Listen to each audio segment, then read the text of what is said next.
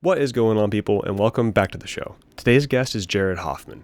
He's a longtime friend of mine, and in today's episode, you can expect to learn our respective experiences going through college, getting ready for a career, kind of a general idea of how to do that transition well, how to know what you like, or how to think about knowing what you like, Jared's thoughts on mentorship, my thoughts on mentorship, and just kind of a free-flowing conversation about what it means to be a person moving from college to a career, what a career even actually needs to look like anymore, and just a good time talking about what our lives have been like since we graduated.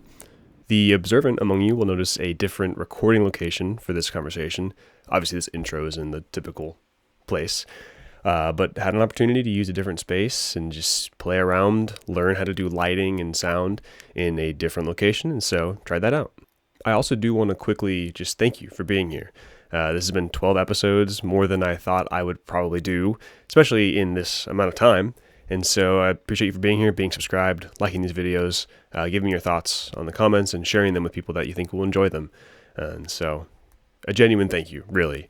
Without you listening to these conversations that I have, I won't learn as much as I possibly could, and this show won't continue to grow. So I appreciate you. I hope you enjoy this conversation, and go ahead and subscribe, like, leave a comment down below what your thoughts are, and we'll get right into it.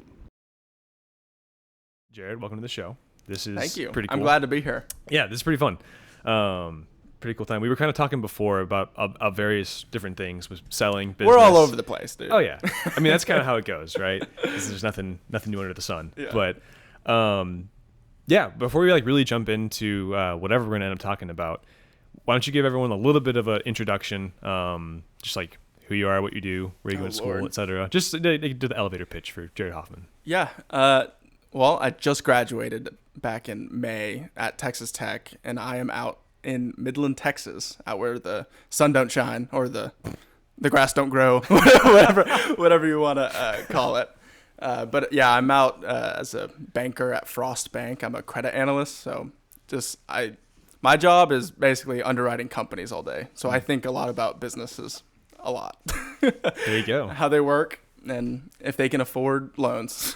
But yeah, that's my little elevator pitch. I just got married back in June. So yeah, it's been fun just learning how to, be a grown-up adult almost. And like the differences between, being in school and now working full time, and how to deal with that, how to mentally prepare for that, and how just go to work every day and hopefully be happy that you come home and get a paycheck. So that's been an interesting thing to do with that. I don't know if you want to segue into that. Yeah. Well, I want to dive into that. Do you want to? We were talking before. Let's do it. We were talking a little bit before about various business stuff, and you were talking about how you'd been in a seminar, like a Socratic style seminar thing, about case studies. Just for fun to start us off, do you want to give kind of what you remember from the case study of how Amazon became Amazon? Yeah, so Amazon, and really like the technological age that Amazon grew up in, right? It was right after the .com bubble. Like they started in books, and that was just kind of an interesting thing. It's like, oh, it's not paper, you can get it delivered. And so they just started as a book company, and as they grew, they just kind of gradually grabbed more and more sections of consumables. And ultimately, when they got big enough, they didn't make money. They never turned a profit until very recently, and a lot of people don't even know that. I didn't know that. They were just growing through market share. So they tried to get more and more people on using their app or using the website, and how they grew was the conversation that we had, and the whole seminar was around how monopolies form and what's the government's role in creating a competitive capitalistic environment. And so we kind of talked about Amazon as a whole and how they came to be and what the ways that they grew, and is that should the government have stopped the ways that they grow, because it was kind of a little slimy where they were big enough so that they could price out certain competitors. They could say, okay, hey, you're selling this book for $10. I'm going to sell it for $7 and let everybody know that I'm selling it for $7 so that you sell 0 books. And then they would go out of business, or their revenues would completely drop. They would become unprofitable. Then they would buy that company. and then take over their manufacturing and take over everything. So they would price them out, take a loss because they could use that as a loss leader. Oh my gosh. And then they would buy that company, and then they would just kind of expand that way. And so they were able to be uncompetitive in that way. Like they were providing like too much value to the customers. You could think about it like that. Like they were giving customers such a great deal on these books or whatever item you wanted to be in. And they would ultimately do that, buy that company, and then just kind of just keep leapfrogging into all the sections of industry. And they use that as, it's a great strategy as a company.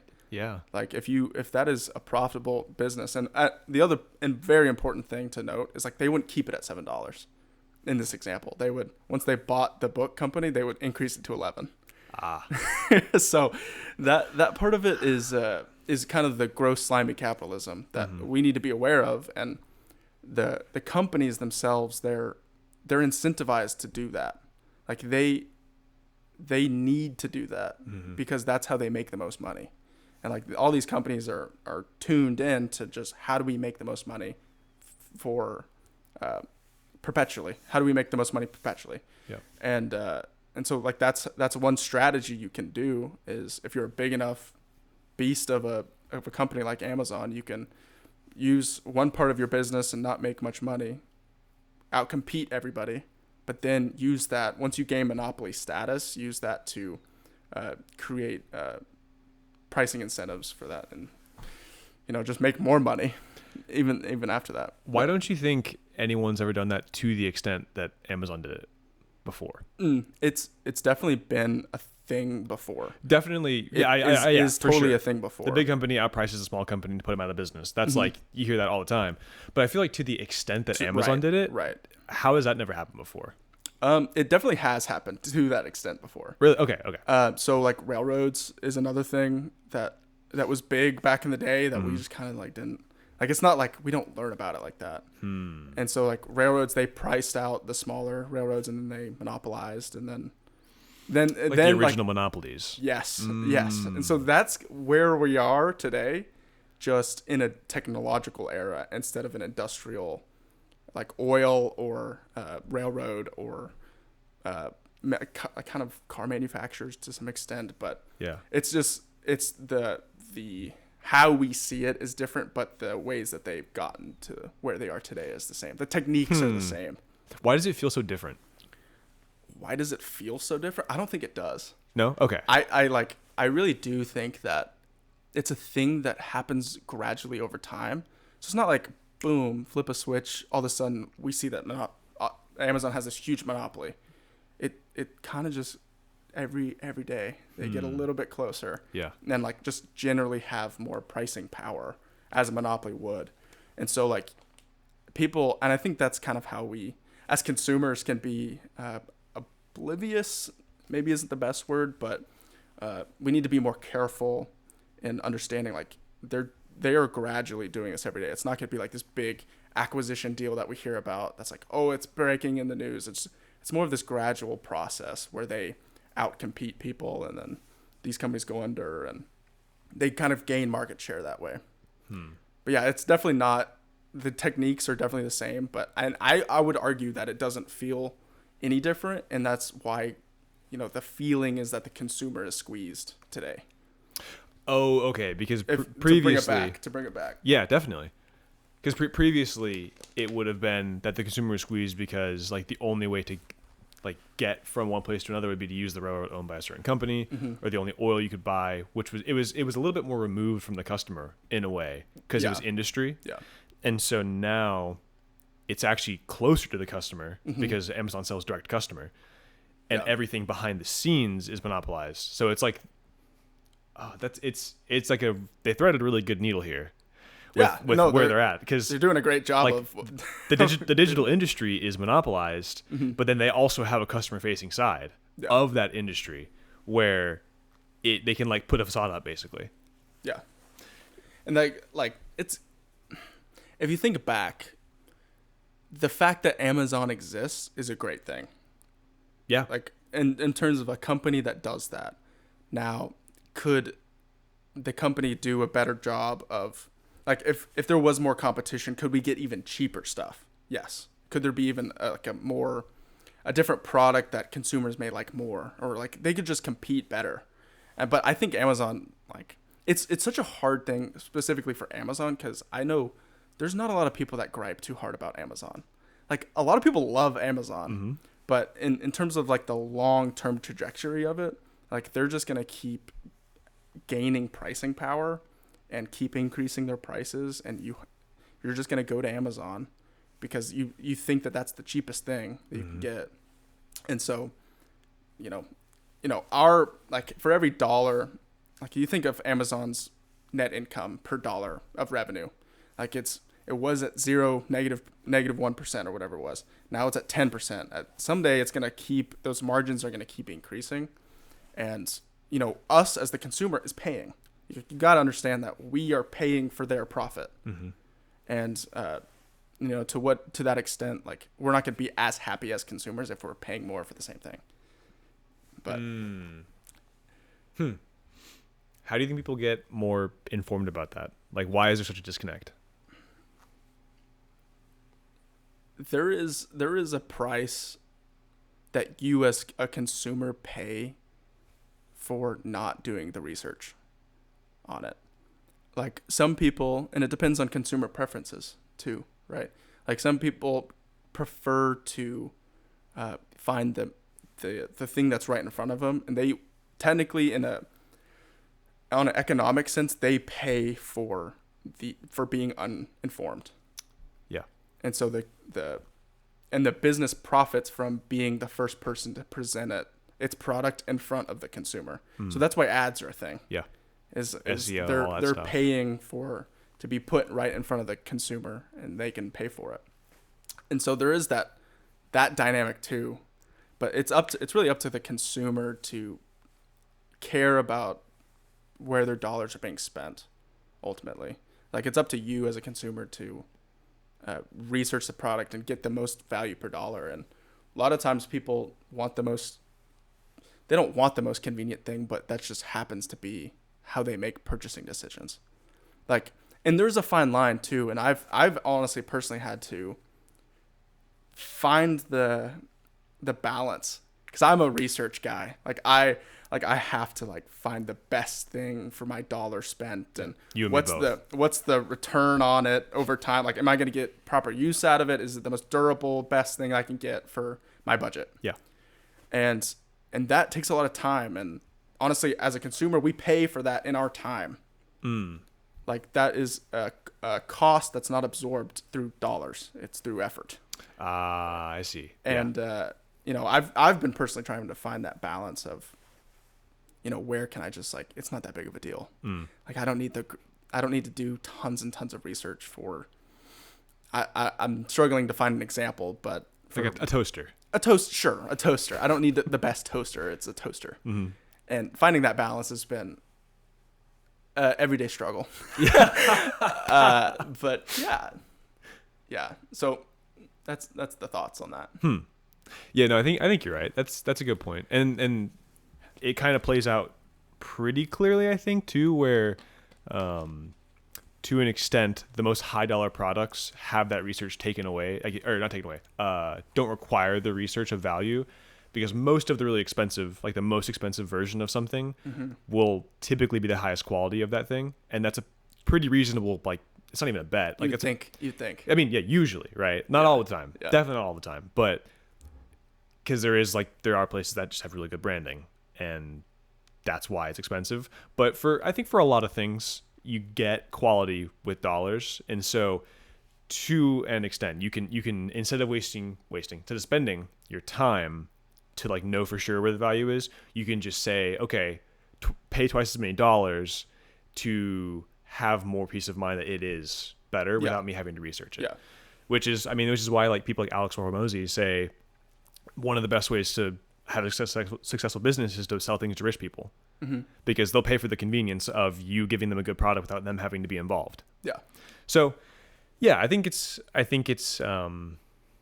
unfortunate that it's the consumer's responsibility. I mean, obviously it is. You should be a responsible consumer. Yeah. Both materially and whatever you put into your eyes and your ears. You should be a responsible Right. consumer. Right. And I think that there's just all of the forces are acting against that, which is kind of what you were talking about before, where it's a very imperfect capitalistic system. Because in a perfect capitalistic system, there's not any confounding variables. Like, everyone is perfectly informed, and everyone does everything to obviously you're benefiting yourself, but everyone knows how the entire system works. And so there's hardly any like true leverage except for basically just supply and demand. I see. So yeah, like being in that imperfect system, it does kind of feel a bit untenable because it is the consumer's both fault and responsibility. Yeah. Like, it's their fault for allowing themselves to become uninformed, but it's also their responsibility to fix it. See, I think I struggle with like, trust if it's a high dollar amount, trust that it's better quality. I think it's an exponential curve on pricing. Yes. To quality. And I agree. The real research comes in like where that intersection is on the price to how much quality you get from the more dollars spent. And I guess maybe that is the type of research that consumers would need to do to find where that fits on their preference matrix. Let's just say. Yeah, definitely. I mean, I think that's true. I think that there's maybe a bit of a segue here into then how you decide. Like, so when you think about consuming, you have to think about like where you're getting your money from as well, and so you have to think about where you're going to work, right? Yeah. And what kind of job you're going to do, so that you can then potentially be a more informed consumer. Or like if you decided to get some kind of job that pays you a lot of money, and you don't, like, somehow you work super hard and you don't have as much time because you're working a lot to get more money, and then you can then just spend that instead of your time on these things. I think that there's I mean, we hear a lot recently nowadays about the job market being a very shaky. Very shaky, yes. A very weird situation for a lot of people. And I think that it's pretty clear that some of the people that are worst off are like recent college graduates. Yeah, no, it's in the data too. Yeah, where I'm curious if so, where or how you've seen that. Like, I mean, being a recent college graduate, yeah, you got a job. Congratulations, good job. Thank you. Like, I don't know if you have friends or if you've seen people or you've heard stories being like having graduated recently. Like, where do you see that, or if you know the data better than I do? No, it's definitely a tough market out here today.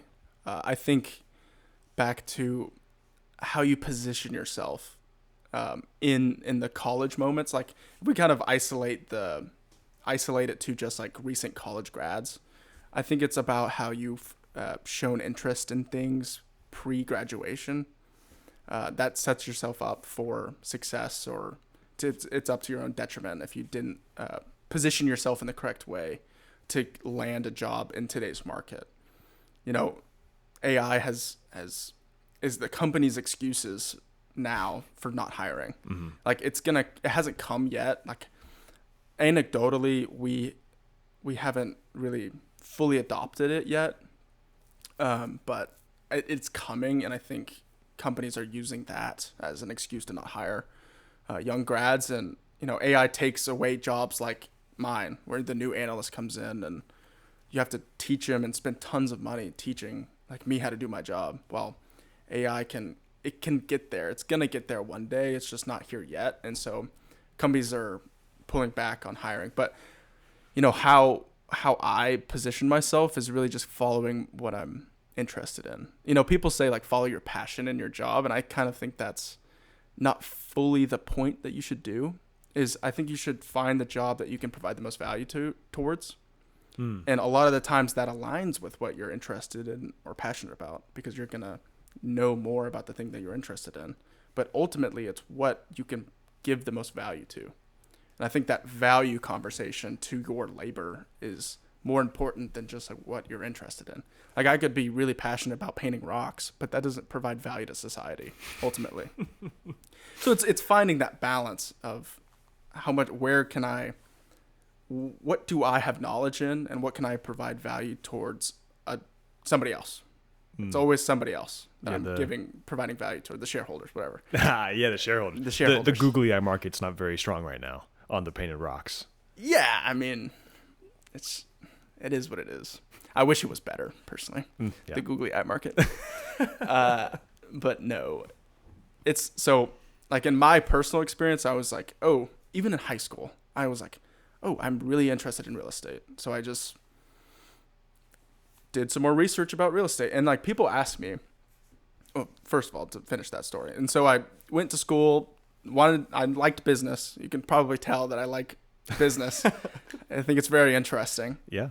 And so I honestly fell into this banking job where in school I was working at a real estate developer, just kind of helping around that business. And my wife, she got a job in Midland, and I was like, oh, the job market in Midland is very unique. So I was like, okay, I just need to get a job in Midland doing something in finance or business related. So I just ultimately found a bank, and we have a great banking program at Tech. And so it kind of transitioned well, and they liked me, and so I got hired. And that was back last year, and kind of really before the AI craze and the pullback on hiring really started.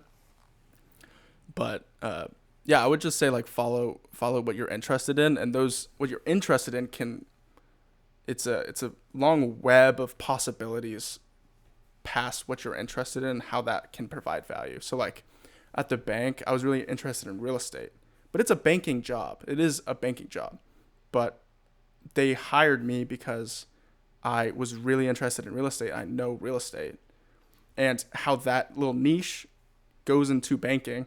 So now I'm working on the real estate team for banking. So it's like indirectly my interest kind of spurred need for this job in banking.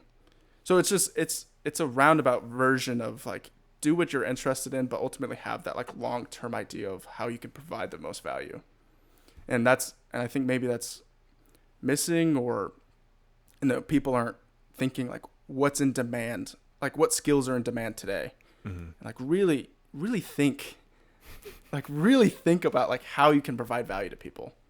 And that's probably how you get hired ultimately is pitch it how you provide value. Yeah. And and doing hard things is appreciated in the workplace. If you can think about that. And just doing more of those hard things that people don't know about or unique or whatever it is, and provide your skill set to wherever you need to be. The way I think about college is like it's a period of time that you are obviously you're learning things, but it's more of a space where you create a presentation of your potential value to a company. Mm-hmm. And like through classes and stuff, like that's kind of the point of GPA at the end of the day. It's like it's supposed to be a way to show companies through a really, really, distilled number, your ability to learn things. And so like your potential value in any aspect of this company that you're going into where you could probably provide them value. Mm-hmm. And I think like if you don't have a super good GPA, you can do that through a lot of other aspects with like things you're involved in, various different like your like personal anecdotes about things, like your potentially like hobbies or other interests you have. I think something you said that's really cool is the way you position yourself in college to get a job. Yeah. That one of the points that I thought about is the value of internships. Yes. Like specifically. Yeah. I'm curious. I know you had a couple of different internships. Or I was all over the place. Yeah. Talk to me about the value of internships in your perspective. Well, first bringing back to like school, the probabilities of you getting hired if you've had at least one internship is like night and day difference than if you've had 0 internships. And so it just shows that you have professional experience that you can even do it ultimately. Because like nobody knows who you are from an interview. Like at least you've shown that you have some sort of experience. But in terms of my internship, I worked through school. I leased houses to students as like a little side gig. That was fun. I worked at that real estate developer. My more formal like summer internships were in real estate commercial brokerage, where you're like helping sellers find buyers for commercial properties. And then I did that, but in leasing, same concept, but in leasing. And then I took a 180 and went to Houston to do oil and gas trading. So I was on the risk management team for an oil and gas trading company. That was super unique and fun. I really enjoyed that. And then now I'm here in Midland doing banking. So I've had a very unique experience in that way and where I've ended up. But yeah, I think it's just always trying to, do what you're interested in. And I showed the oil and gas people that I was interested in oil and gas at the time. And because I knew I was either going to be in Houston or in Midland. And so why not go to Houston and do an internship? So just being open too about moving. I don't want to say you shouldn't be siloed out to a city for an internship. Like zoom out a little bit. Mm-hmm. Like 3 months isn't going to kill you in a different city. Like even if you don't make money on the internship, screw it. You don't need to make money. What you need to make money on is getting a job. After the internship, you need an experience where you can get a job, mm-hmm. and that's what matters more. And so, I think kind of zooming out and thinking of things more on the career perspective too.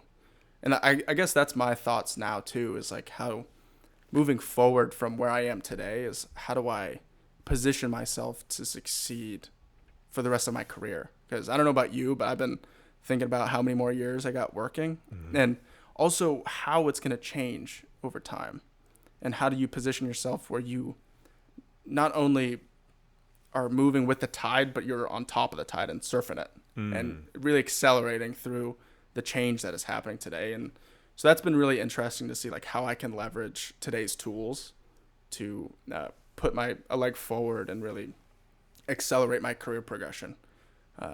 Because I had one really good advisor in school. He ended up becoming the bank president because he knew how to code. Like this is back in the 80s, like in the 80s, 90s, whenever computers like just came out. Like he was the guy who like made he kind of coded the back end coding work so that they would take out the bookkeepers. And he ended up becoming the bank president because he knew the technology side of it. Like he was on the forefront of the new coming age of technology. Wow. And he was able to be super successful just because he took initiative that way. So that's been on my mind too.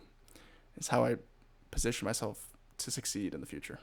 Yeah, I think a lot of people when they're in college get pretty pigeonholed about doing classes, doing school, and don't think very big picture. Generally speaking, I think don't think very big picture, and I think that the incentive is not to, right? Because it's presented as like the most important thing you've done so far, which to an extent is school, which is to extent is pretty true. Like long term for most people, up until you graduate college, that's the hardest thing and most important thing you've done. Yeah. And so like it makes sense to be pretty close minded about that, and not zoom out like you were saying. Well, I think that people aren't educated. Like you got to think of, again, the supply and demand dynamics of the labor market, which is your position. Like I don't know how many people graduated in your class doing your exact engineering degree, but how do you differentiate yourself between all 200, 500 people that just graduated? Mm-hmm. Like you got to think, okay, I'm Texas Tech University finance. Well, there's 500 people.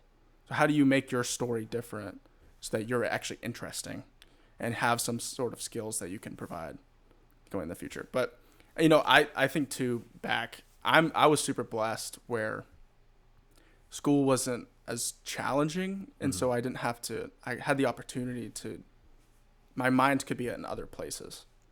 I didn't have to have full focus on school. School just kind of happened and I could do other things, I guess. Yeah. And so that allowed for other opportunities and kind of flywheels off of that. No, that makes sense. I think a lot of people can get like at least partially that kind of experience where maybe like they wouldn't be able to be as diversified as you were in a sense with like the external interests. But like if you can just do one other thing. Yeah, all you need is one. Yeah. And even that might even be better sometimes because if you get specific, that is a very presentable thing of value. Yeah. 100%. Do you think that internships are more valuable for you as like a potential employee, or well, let me rephrase that a little bit. Do you think internships are more valuable for you to learn skills or as a presentation tool for the companies to know about you? I think it's a little bit of both. Honestly, if you want my honest opinion, internships are the best way to learn what you do and don't like to do. Say more. It's just like, do you actually like your degree? Actually working in the job is a great way to realize if you like doing it. Like, in my experience doing the brokerage stuff, I learned that that is something I don't want to do. And honestly, that's just as valuable as finding something that you do want to do. Checking a thing off the box, saying that, oh, I don't want to pursue that any further, is just as valuable as finding the thing that you really enjoy.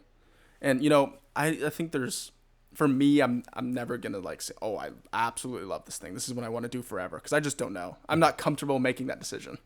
Being like, okay, this is my passion forever. This is my career forever. I'm not wired like that. But for me, the most valuable thing is just just seeing like, okay, I didn't like that as much for this and that or the other reason.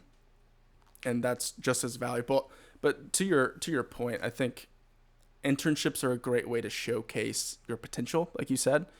Like my buddy, he created this system and this system through Power BI to like automate this one process. Like that is a great showcase of skill, and you're providing value to the company. Like that sort of thing where you can think, it's an opportunity for you to think bigger picture and provide value that way. And because it's a low stakes environment, internship. So how can you take that as an opportunity and hopefully improve processes? But I think the skills that you learned and the things you do, you have to craft it in a way that is presentable. Like I think those two things go hand in hand, where like, yeah, you can do a really cool thing, but if you can't present what you did in an interview, like that's all to them, the interviewee or interviewer, all they care about is what you say in that interview. They don't know. They're not going to see the product that you made. I mean, you could completely lie about it. They don't even know. And so it's like how you can do the thing, but you need to be able to and really think hard and craft how you're going to say it and pitch it to a interviewer. That's honestly important too. Yeah. But what do you think on that? Like, did you have, what was your internship experience? Yeah. I know it was interesting. It definitely, so in the summers for college, my first like quote unquote internship, I worked for a company that does in commercial bathrooms, so like in whatever commercial real estate, in bathrooms, everything that's not a plumbing facility like thing, they would be the seller and the installer of those things, like paper towel dispensers, toilet paper dispensers, all that kind of stuff. Bigger market than you'd expect, weirdly enough, because all commercial spaces have that. Yeah. And so it's just a matter of winning contracts. And so anyway, I was on basically the quoting side of all of that. And it was a super tiny office. There were like 8 people in the office and then 2 guys in the warehouse. And that was it. And then they had installers that would come and pick up stuff in the mornings. And so totally unrelated to engineering, basically at all, except that it happened in an office and I was on a computer. But other than that, it was like anyone could do this job, like technically speaking. Yeah. Did that set you up though for your next one? Not exactly. Not specifically. I think I was able to kind of what you were saying, like present that as, first of all, office experience, and secondly, like managing multiple things at the same time, because it was project based. And so you're talking to architects from the building, whatever the contractor is for the overall building, you're talking to them, and it's not just like one at a time. There'll be 5 at a time. So the management skill there kind of parlays well with engineering to be like, oh yeah, you're not like, you're also a person, like not just an engineer. You can talk to people. But then the next summer after that, I interned at Boeing in the structural analysis team for one of their what's the phrasing, like one of their old planes for the military, basically. It was like a retrofit they were doing, and that honestly, I'm a pretty good example of not learning from your internship what you do and don't like, because it was a design role. And so what I was doing was taking old, like from the 60s paper drawings that have been scanned into the computer system, and turning that into 3D models. Okay. And so that then other engineers could take the 3D models, put them in a software and run stress analysis. Yeah. And so it was 3D modeling. That was the entire internship. And I did not like that at all. Is that even designing at that point, or is that like almost an engineering version of data entry? That is in my mind, super that's what that sounds like. It is definitely it's that's a great question. Because I could argue it both ways, honestly. Because to be able to like understand what the guy 70 years ago meant in the drawing, Yeah.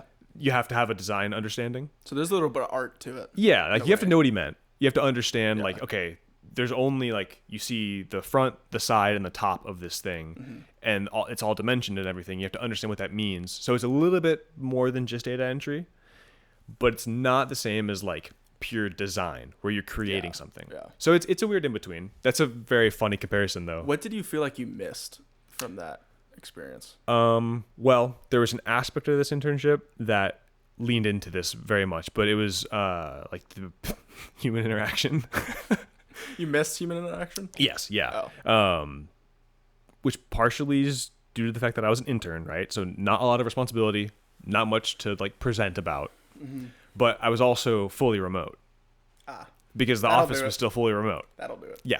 So that's the aspect. COVID times. Yeah. It was crazy because I think actually if I had been in person, it would have been different. Probably. I probably would have liked it a lot more. But fully remote, just opening up these drawings, copying them into a 3D model, getting it wrong half the time. And then everyone I worked with was great. They were very nice and helpful, but I just like didn't even know them. Sure. I mean, obviously, right? Yeah. And so not having any human interaction for a summer in that way, and then also just like the work I was doing required zero human interaction. So I didn't have to talk to somebody to do my job. Yeah. And then I also didn't get to talk to anybody because I was remote. So two factors working together did not help at all. But I didn't learn from that I didn't like design work. I think I attributed all of my dislike of it to the remote aspect. And so my first job was design engineering. And so a little more technical, a little more like presentable, like learning how to tell people about why things are a certain way in the design. But in oil and gas, doing like wellhead design, which is a thing that goes right on the ground. The first thing that oil touches that's not in the ground, basically, is the wellhead. Yeah. And so the design for that stuff, it's not easy, but it's not very complex. And so a lot of the parts are kind of the same thing over and over. It's a cylinder with like flanges. It looks like a spool. That's actually what they're called. They're called spools. But it looks like a spool that you put yarn on or whatever. And I didn't like it because it didn't require a lot of human interaction to do the job. And it just wasn't very stimulating to me. It felt like a lot of the same thing over and over, which for some people is really rewarding because you can really refine how well you can do it and how quickly you can do it. Sure. But for just the way that I'm wired, that wasn't for me. And I could have already known that if I had like really paid attention to how I was enjoying the Boeing experience. So yeah, the value of an internship, I think you're absolutely right, to learn what you do and don't like. And I think to also understand like what a professional environment will generally feel like. There's a lot of variability. Tons. But I've had tons. Yeah. I mean, I've had three very different experiences. Fully remote, my first job, and now my job that I have now, where like my coworkers are like my friends. Right. And that's actually something that I wrote down that I was thinking about is that like the involvement that you have in things, well, I think outside of work, very important. Like to understand that you actually have like freedom as an adult. It's hard. It's weird because you feel like maybe you don't. There's a weird dichotomy. And I'm curious what you think about like freedom as an adult. But what the point that I'm thinking of is like the involvement you have outside of your work in some kind of like community, whatever that is. But then also like being friends with your coworkers. Yeah. Like as much as you can, right? It's like if you have people that are your age, trying to be friends with them so that way work is also a fun place to be, not just like the place you go to like bury your head in a laptop for 8 hours and then go home. Yeah. I don't know. What do you think about like the involvement outside of work with a community and being friends with your coworkers? Yeah, I think it's actually been really interesting at Frost because we out in the Midlands, it's a satellite office. so it's less big, just simply put. And so we only have 5 analysts, while in the bigger offices like Dallas, they might have like 20. And so it's a bigger cohort of like-minded college recent grads, like 3 years out, is that kind of cohort where they have 20 and we only have 4. So we've gotten really close between the 4 of us, and that for better or worse. So yeah, that in that way, like it's been a learning process, just like learning everybody's personalities. But we joke around. It's fun. It's definitely helps being young. Like it's definitely different when it's like a 40-year-old and you, and then a 30-year-old. It's just like everybody's at a different point in their life, and you have to approach the conversations differently. Like I'm not. You obviously ask the 40-year-old how are your kids doing, versus like what bar did you go to last night to the recent graduates. It's just different. And I think becoming friends with your coworkers is definitely super important, and just like respecting, their previous experience too. It's like everybody's so unique, and it's interesting to learn everybody's story, because they have something to learn. You just need to like poke and prod and figure it out. And so that's been fun to just kind of gradually get to know people. And I still have lots more to do for sure. But yeah, like on the freedom aspect of work, it's hard to, some days you have good days and bad days, right? Some days it's like, oh, I loved my job today. Like it was a great day for whatever reason. And some days you're like, oh man, I want to quit. And it's honestly navigating those days. Ultimately you go to work the next day. Either way, how you feel good or bad about the previous day. But it is something that you definitely have to rattle through your brain about freedom. And maybe it even depends on your mindset of it. Do you take the day as an opportunity to learn something new and gain skills so that you can progress in your career? You can have that mindset of it, or is it like I'm here to do my job and then I go home? And I think is it the former? Is it the former is a much greater. It's a better way of approaching your work day, and I think that ultimately is how you gain almost your freedom back. It's like a mindset. Like you have your freedom at work. It's not like it goes away. Like it's up to you to make it the opportunity that you want to make it. And so I think coming at it from that approach has really helped me. It's like, how do I progress my career each day? Like literally each day. It's like, how do I position myself for the future to make more money or provide for my family or, meet more people, however you want to do it for the day. But take each day as an opportunity. And I think that really helps a lot. Yeah. I think I'll kind of present from the other side. Not that I necessarily think this way, but I think about this sometimes, where it's like you have a decision to make where is your career going to be everything, or is what your purpose comes from going to be for something else? And like obviously that's a very fluid decision. Like you don't have to decide today and then never change your mind. Like you can change your mind for sure. Or it doesn't have to be binary either. It doesn't have to, exactly. Sure. Yes. And you can kind of like titrate whichever you want, like have a balance of each one. Yeah.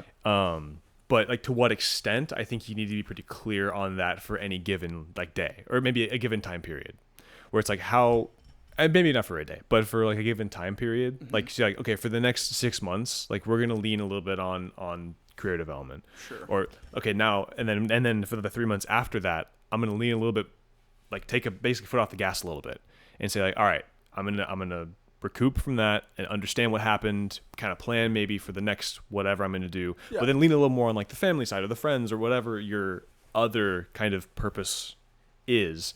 Because I think that there is danger in taking your exclusive purpose from your career, because that's something that while you have a lot of control over, you don't have complete control over. And it's the kind of thing that can get taken away from you fairly easily. Yeah, and tomorrow. So, literally, like you could just get fired for no reason. Exactly. And it's a balance that should be considered pretty regularly, I think. Yeah. It should be an ever evolving battle with yourself. Yeah. On how you approach your career versus life, like you said. But I think this is throwing it back. So our old percussion teacher, he would always say, like, he would just talk about a story, and the best, like looking back, he would always say, looking back, the best things I ever did was when I was doing the most unhealthy thing for me, which was going all in on practicing or doing whatever it was. I just went all in and I forgot everything about it. But looking back at it, like that was one of the things I can attribute most of my success towards. So I honestly also have a little bit of internal battle with that even too. It's like, yeah, if you do just like, you can be a little bit unhealthy and do career, like just full on career, work tons of hours and go for it. But, and that you might look back and be super grateful that you did that. But I also think there's investment banking experiences that I've heard and listened to where they spent 10 years doing career all the time. And then they just like didn't ever see their family ever. And so, like, what did you miss? Mm-hmm. And so it's like, how do you want to live your life? Ultimately, like, when you become a grown-up, you need to really think about, like, how do you want to live? Yeah. And I don't know. Has anybody ever taught us how to live? It's pretty hard. I don't think so. I definitely didn't have a how to be an adult class in college. Man, we should have had those. I mean, I think so. And well, I think that's kind of the value of conversations like this. Is that 100%. Like you don't get taught that by somebody. You at the best you get shown that by somebody, and usually I feel like, I mean, maybe you just don't hear about the good ones, but you hear about the bad ones where you get a very bad example for your childhood, and then that's the only way you know to exist as an adult, and so then you do that because like no one ever tells you like, hey, actually, by the way, like have some flexibility, or like decide something, do it well, but like have flexibility to say, I changed my mind. Sure. So, because another point that I had thought about is flexibility, right? Not like understanding, basically like opportunity cost versus like overall value, right? And understanding whenever like that value of something starts to decline for the work you're putting into it. And so like, because it's a really tough thought that I struggle with all the time, which is like trying really hard to do something, but then not missing when the opportunity is now gone. Like, and expand on that. Yeah. So, basically, it's like whenever you choose to do something, doing it at a super high level, and like trying to be the best at it, essentially. But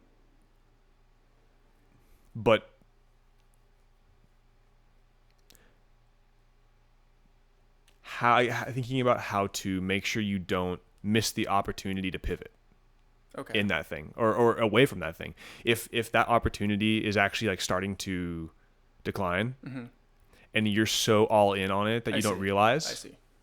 That's kind of a fear that I have almost. Yeah, it's almost like the sunk cost fallacy in a way where you've put all your chips in, but you can always start over. And adapt and change. Exactly. And it's at the end of the day, it's not the end of the world. No, it's really not. Like I think people get. I mean, it's you're right. It's the sunk cost fallacy to a T, where you get so invested into something you think it's impossible for there to be any other option, and you accept comfortability at the expense of satisfaction. Yes, and I also think back to like where if you did go all in and it's not working yet, but you're almost there. Don't want to quit too early. Yeah. Yes. It's like the miners, that one image where like the guy gives up like right before he hits the diamonds. Yeah, that's me in Minecraft. But yeah, it's hard to know where you're at in terms of like your career. Like, do you completely focus on this one thing, or do you want to keep your feelers out and explore, because you don't know what you're missing ultimately. You really don't, unless you've tried it and experienced it. Like, who are you to say that you don't like doing sales or being whatever it is? Like, you really just don't know. Like, you have an idea of what you think you would like it, if you think you'd like it or not, but you just don't know.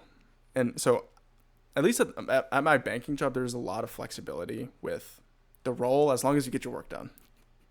Like, that's always the caveat, right? Like, I could go get lunches and waste all the time in the day, as long as I'm getting my work done, whenever that happens. So that's one part of my job that at least I enjoy a lot, is that there is flexibility. Like, they're not hounding me to be at my desk 8 to 5. Like, you can go out and, because I think that is part of like the progression, like the understood progression of your career, at least as a banker, where like ultimately you will need to go and produce or sell the banking products. And so like you do need to go out and network and be out in the community and do all those things. So they kind of give you that leeway and the opportunity to make the opportunities to make the experiences themselves. Like, you go out, and if you schedule lunch, then go do it. Like, you don't have to think twice about it. You don't need to get any approval for it. Just go do it. And so that's the part of, at least where I'm at right now, that I really am grateful for, is just that flexibility to have that greater picture of a career progression and kind of still work towards it today and network and get to know people in the community while you're still doing that analyst work. And that's really like your core job. But there is those auxiliaries that you can explore, if that makes sense. Yeah. I think like looking for that in whatever job you're in, because not every job is going to be flexible like that, right? Because not every job is going to have the aspect of like sales in a sense, where like eventually you are going to be expected to do those things. Like there are, like accounting, for example, like there's, or other, even engineering actually to an extent, like there's not that, but that idea exists in there like a little bit somewhere, usually. I think you could make it happen if you seeked it out too. Like if you were interested in exploring those opportunities, I don't know if you could ask your sales guy to like go to a call and be like that subject matter expert engineer person. Yeah. On a call. Like that's kind of the dynamic that's supposed to happen at the bank, where the salesman takes the credit analyst, because we know credit. And so we can kind of like guide the conversation towards like what would work, and in terms of a approval, like what would get approved, what kind of loan would get done. Yeah. And kind of like reel it in a little bit so that what kind of deals can actually get done. So in that way, it's kind of fun. And I agree with you. Like, I need to have that like people part of it, whether it's like selling, but I really think it's more educating consumers about like what kind of value can we provide you. Yeah. Like, where can we fill in the gaps where you're missing. And that's the part that I'm really excited about going forward. But yeah, I think we have a similar perspective on that, where like the potential of going into sales for the sake of providing value. Yeah. It's to try and navigate that carefully, at least. It is tricky. The sales culture is tricky, for sure. You don't want to be those grimy sales boys. I don't want to be sleazy. I don't want to be a used car salesman type of guy. You can be a good car salesman. You can. I mean, I have one when I bought my last car. He was great. That's good. Good dude. But I mean, I'm talking like classic used car salesman, kick the tires kind of guy. It's like, no thanks. I don't want to do that. I don't want to be tricking people. Yeah, but I think too, like going back to like what keeps you sane in that transition from like school to job is really like having things outside of working too. Like, yeah, you can have a perfectly dead end career and still be the joyfulest boy in the planet. Like, because your value of the value that you get from like living is not associated with your job. Like, you can have those two things be totally separate and still love your life, have a great life.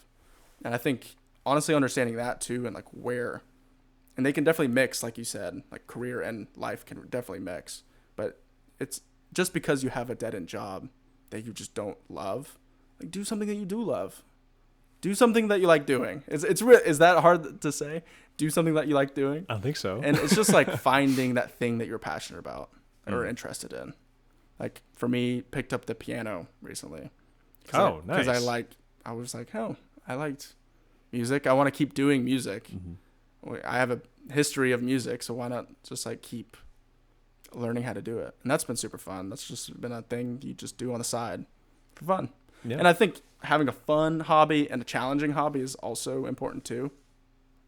Like for me, there's a kind of like a cross again between a career and a hard thing that I'm doing is this like certification or this charter, I guess, for it's called the CFA, and it's just like an academic or financial, I don't know, pedigree or certificate or something, whatever you want to call it. Yeah, like a thing that says that you know how to do something. 3 letters next to your name. There you go. And that's been a thing, like a long-term goal, because it takes like 2 years to take all those tests. And so I just passed the second one. I have my third and final. And so that's been something outside of work that is a goal. It's just having another goal. Like, do you have anything like outside of work that you're working towards? Yeah, I mean, this. Yes. No, yeah. Yeah, having these conversations. Now, is that a challenging one or a fun one? That's a great question, because I think it's possible to have it be both. Yes. Everything is so much more dynamic than binary. I mean, yeah, for sure. I would say on its face, this is more fun than challenging, but I think that's more of a statement of on like who I am as opposed to what this is, because there's aspects of this that are difficult. Like editing is not fun. Like that's a pain in the butt. For now. Yeah. I don't know if that's we'll see if that changes. Yeah. Hold on. Technical difficulties. But the balance between like doing hard things, and if I had any examples of doing that, and like this, I think you can't have something that's both. And like thinking about like doing a podcast as something that's fun, which to me speaks more about me than it does about doing a podcast, because there's parts of it that are hard. That's what I was saying, is like editing is not a fun thing right now. I don't think it will become a fun thing. Like, so anyway, but a hard thing. Yeah. I think I challenge myself to like try and learn new things, even if it's like for fun. Yeah. In a sense, like I try to learn something that I don't know, which is difficult to do. Yeah. And like and is it difficult for you though? I mean, relatively. Yeah, like in the grand scheme of things. Yeah. But I think the difference is that I enjoy it. So even if it's like a hard thing, I enjoy the process, right? Or like starting like a side business or something like that, like a small brand of something, right? That's something that I've been like looking at recently, is like on like a Tuesday evening, every Tuesday am I like looking for some kind of thing that I can build a brand about and sell a product that I enjoy, so I can learn the principles of business. Sure. Through experience. Yeah. It's so interesting how that kind of like falls into place though. Like Corinne, my wife, shout out. My wife. She just liked making bread, and so now she sells bread at work. Oh, what? Yeah, she's pumping out like 5 breads a week. 5 breads. So it's like sourdough or something? Yeah, or what? She makes sourdough. Oh, dude, so, that's fun. Yeah, she just pumps them out, and that's honestly like a part-time job. It really is. Like, I would say she might even make like 5 to 7 loaves of bread a week. Dude. And like, I mean, she sells them for way too cheap, but like, she's just doing it for fun and making some money. Mm-hmm. But like, honestly, that, like, let's just say it, she sells them for $10 and she makes $5 on it. Let's just say. Yeah. Like, if you sell 20 breads a month, that's $100 a month. Doesn't hurt. Extra. Yeah. Just for fun, just because you like doing it. Yeah. And like, you get to, that's a little side gig. Mm-hmm. if you even wanted to do that. Like, so that's a fun, and the hobby spurred that business, if you even want to call it a business. Yeah. But yeah, it's stuff like that just kind of comes. I feel like it just kind of happens. I think so. I think you do have to like look for those opportunities in a way, but I agree, they will like kind of present themselves to you in a some kind of funny way usually. I don't know. We mentioned something before about trying to look forward, and you kind of have an idea of what you would like, or an idea of what if you would like something, like thinking like transition to sales, like I think I would like that, but I don't know until you actually do it. Mm-hmm. I've been thinking a lot recently and having some really good conversations recently about mentorship and the value of having a mentor and the value of being a mentor too, interestingly. But I'm curious if you had any experience with mentorship, receiving or giving it, and career mentorship or otherwise, and where the value in that is. Yeah. I mean, I've actually had tons of mentorship opportunity at school. Like there was just as much as you ever wanted, you could get them. And maybe that's just cuz like I just found my way into it, but or like the programs that I had, but like I've had so many mentors. And they've kind of ebbed and flowed, you know, like with a structured program, like you'll meet with them once a month or something. But, you know, honestly now though today, I think of mentorships are even more dynamic where even your friends are mentors in a way where you just kind of bounce back ideas and talk about things. Like I think that in a way is mentorship. It's just, and that's what mentorship is. You just talk with each other and you give each other some sort of life experience and talk about it and see what you can learn from it. Mm-hmm. Like that's mentorship or menteeship, and you can be both. And I kind of think that's what ultimately like a friendship is. Like the highest level of a friendship is where you're both kind of just bouncing back life experiences and trying to learn from each other. So in that way, I really value friends in that like kind of more dynamic friendship like experience. But I've definitely had more structured like career mentorships too, and I've been mentees. Like I think back to my time at school, like when I was a senior, I was really thinking about like how can I give back to the school and to people that, in the way like how my mentors, in school, the people, the seniors that kind of showed me the way, like how can I show the way back to the freshmen or the sophomores that are trying to really like make themselves who they want to be. And so in that way, I kind of gave back to the kind of young kids that wanted to be good. Like they wanted to really make something of themselves. And so I kind of poured back into them, whether that was just like giving them like tips on classes or like how to be kind of like thoughts on leadership and thoughts on how you make a good program, just like kind of helping them along. Because again, it all goes back to like education. Like people just need to have someone guide them on like what they should be thinking about. Not even like this is what you should do. It's just like, hey, you should probably be thinking about this so that you can position yourself for success in the future. It's just encouraging internal thought dialogue is honestly like the most important thing that my mentors did for me that I wanted to give to them. It's like, how do you think about the best way to do things and how to position yourself going forward? How did you initiate those relationships with the people that you were giving advice to? How did I initiate them? How did that start? A lot of the times it was just by accident. Funny enough, like they showed interest in the org or whatever we were affiliated with. And, you know, there's nothing that gets me more riled up than someone who's passionate about the thing that I'm also passionate about. Absolutely. And so, like, if you show, like, an inkling of interest in something that I'm also interested in, then, boy, we're going to have a great relationship. And, like, it's literally just that simple. Mm-hmm. And so once that happens and we get to know each other and, you know, providing a helping hand, giving a recommendation to your sphere of influence and getting them a job or getting them set up to have an interview somewhere, like that's honestly like incredibly rewarding. And honestly having that like give first and understanding that you're in the position today because of what other people have given to you and how do you give that to others. Like that's kind of my MO on like how can I always be giving back to the people as if the mentors that gave to me.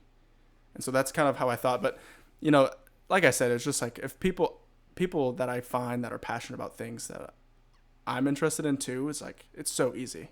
Yeah. It's really just easy. And you just keep in touch with them and call them. Mm-hmm. Just give them a call. It's a lot harder like out of school, but all it is just picking up the phone. Like it's really just taking a little bit of effort.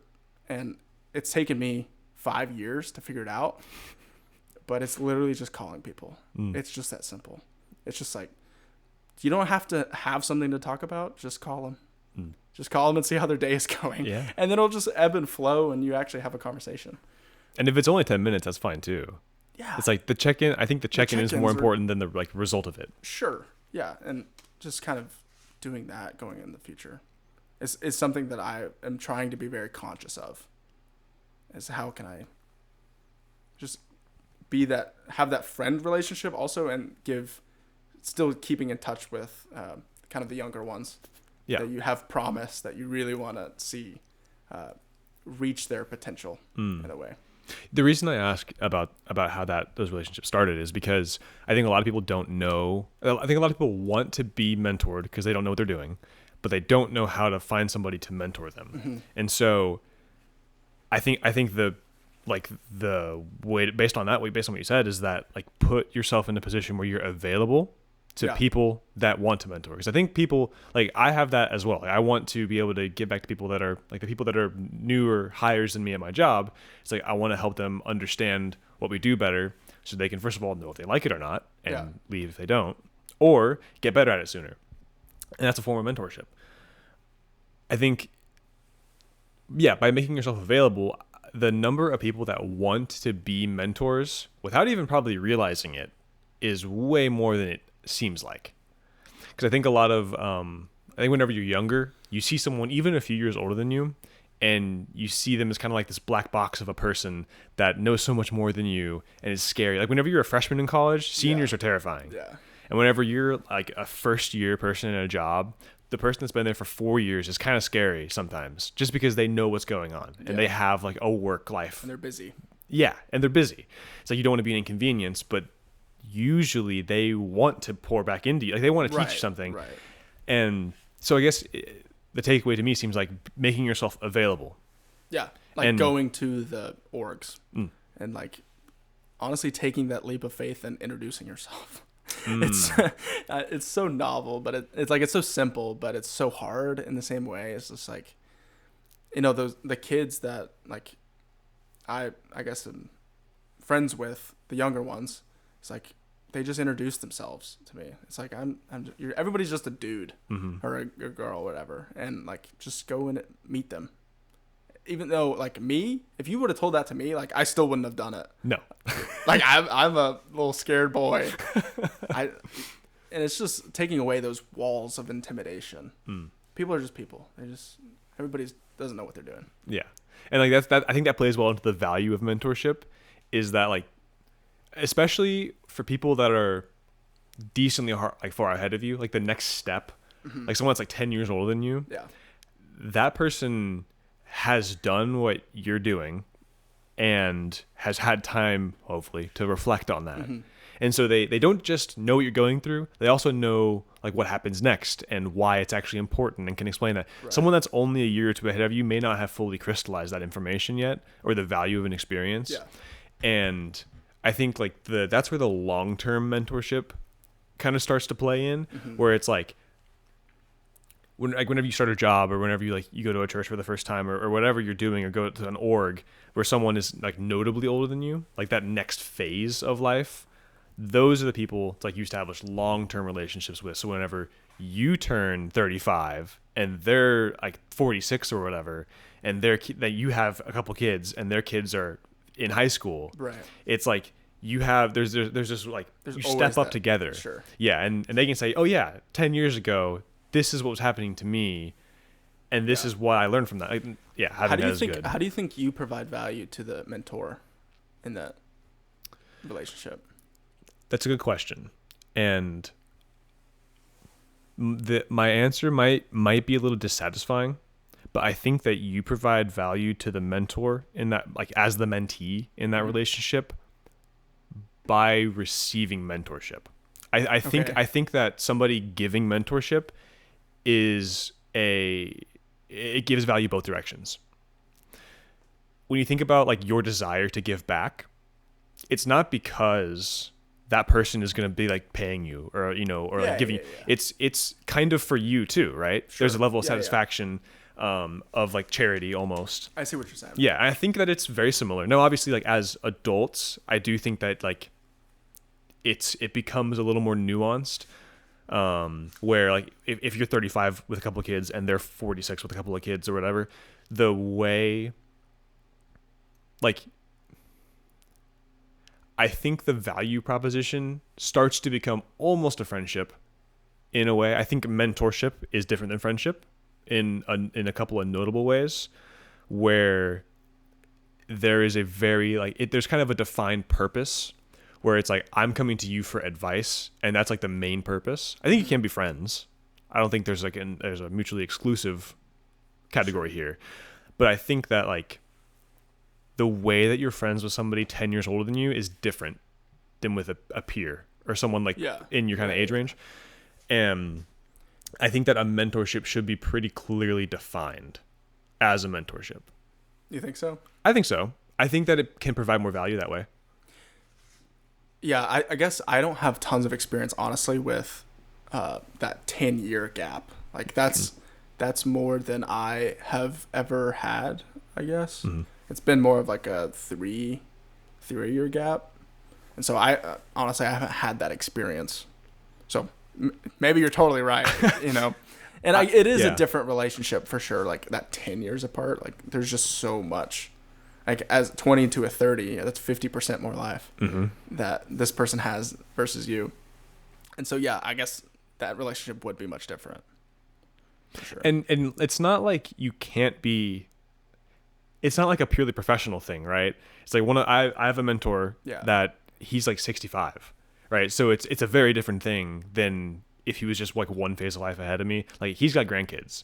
And so, if anything, it's almost a little more of a friendship because he's so far like distance from where I am in life that it's like the way that he gives me advice on things has like a different filter on it, because he's like, it's almost like he just has so much life experience that he can understand whenever I like explain what's going on in my life about things, not because he's specifically experienced it like exactly, but because he's like had so many conversations and seen so many people go through things and gone through things himself, that it's so like multifactorial in his mind that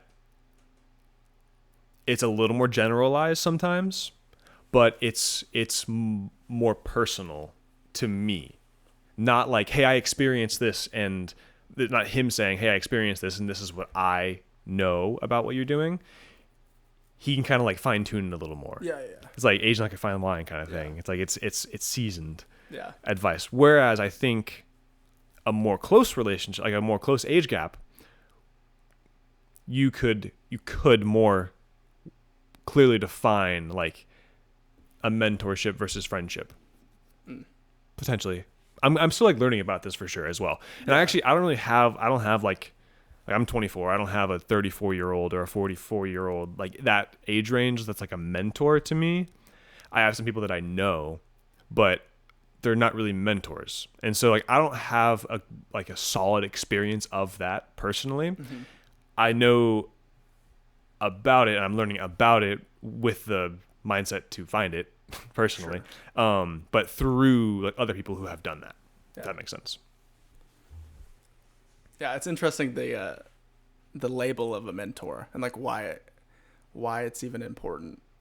I'm just thinking like, you know, people are just people, and you get to know them and you learn from them and you talk to them, and that's really like I don't want to get all caught up in what the label is.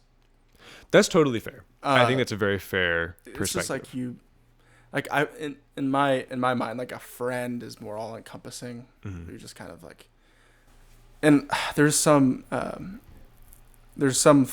thing, there's like where there's like levels of friendship, and like ultimately like the final boss of friendship is kind of what I described earlier, where you're both like learning from each other and want the best for each other, like no matter what. And like I guess like what I'm really seeking out from either like a mentor or just anybody is that like higher level of friendship where you trust each other and you're just trying to have each person find like the most potential and have the best life. And so I guess that's kind of what I seek out on, and that can be a form of mentorship, sure, but just out of any person who also wants that out of you, like also wants that like reciprocal relationship too. Yeah. So I guess that's also important. And you mentioned one thing too about like as a mentor, like what do you get out of your mentee? You just said like receive the advice. I think it's just like not just to like receive it, but to like really do it, and then ultimately you be the next step. Absolutely. Be that mentor after them. I think it's like it's more of like a continuum where like they were helped probably by mentors that they just want to kind of see this ladder keep evolving down the generational food chain, like That's down the great path. Point. Great point. And it's just like, it's not just hear the advice, but to really live it. That's what people really want. Like, there's nothing worse than trying to teach somebody and they are like listening, but they just don't do it. You got to actually do the advice. I guess that's maybe another nuance. Like, they want to see real results from having that conversation. That makes sense. Totally. I think that actually, so I had a conversation last week with the guy I was talking about, my mentor. The older fella? Yeah. Yeah. He's a cool dude. He's very suave. He was on the other podcast, right? Yeah. Yeah. Yeah, he's like almost poetic. Dude, yeah.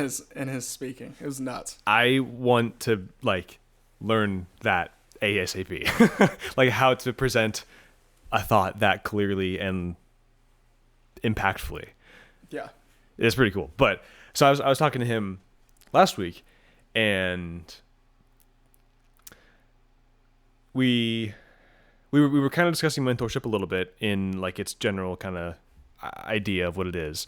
And he brought up a really interesting point that would make sense for him to be thinking about, but the idea of legacy and what that actually like means and where it comes from. And I think if you can think about it in a healthy way from the beginning, like you get out of college, you start a career, and you can think about legacy in a healthy way from the beginning, I think it sets you up very well. And I think the best form of legacy is what you give to other people that they can give to other people. Yeah. And so, like playing into the mentorship thing, if you're able to pour into somebody, like being a mentor, first of all, you have to have something to give, right? So you have to have been mentored probably, or have a lot of experience. I think it's kind of a balance where you either have a lot of experience or have been mentored or have a combination of both. Yeah. And so the legacy that you leave behind that will last the longest of anything you could leave behind is the character that you're able to impose on other people that they would then be ideally like inspired or moved to repeat. Yeah. That's been a thought that I've been thinking about for about a week now. Yeah. Of like, how do I act? What do I say? How do I think about things that I can actually like give that as a character? Not that like my name is attached to it, but the people that I interact with, they grow as a result of knowing me in a way that the people they interact with grow as a result of knowing them. Yeah. Interestingly, this is kind of throwing it off, like taking a little twist to it, but I think like that's what heaven is. And my way of thinking about it is like the goodness that you give to the world and like the spiritual sense is like, that's kind of how it flows through to forever and perpetuity. That like goodness that you kind of give to the world in that sense where, you start that chain, right? You inspire people and that kind of goes on forever for the rest of humanity. And that's the kind of thing that like, that's how you elevate yourself. And it doesn't have to be yourself, right? But it's just like your spirituality continues through time forever. Yeah. It's like it's taking a very step back and kind of putting it all together in a way too is like, I think that's ultimately like the goal to how to live a good life. Yeah. Is thinking about it in that way. And if you do that now, as we're 22 and 24, again, it's how do you position yourself to live a good life. And that's how you do it. Yeah. You just try to inspire others to continue being good people. at the end of the day. Jared Hoffman, ladies and gentlemen. Dude, thank you for being here. This was a lot of fun. Yeah. That was a good conversation. I think, I hope that people can listen to this and be a little bit inspired, at least in some way, with whether that's understanding the way that their job should interact with the rest of their life, understanding how to like position themselves to have a job, get a job, keep a job, grow in that, make it a career maybe, or where I understand where their priorities actually lie, and just the way they think about approaching life in general. I hope that it's been like a learning experience for somebody. And if this helps one person, then that's all that really matters. For sure. So yeah, I appreciate you being here. Appreciate you doing this. This Thanks, is fun. Thanks for it. I really appreciate it.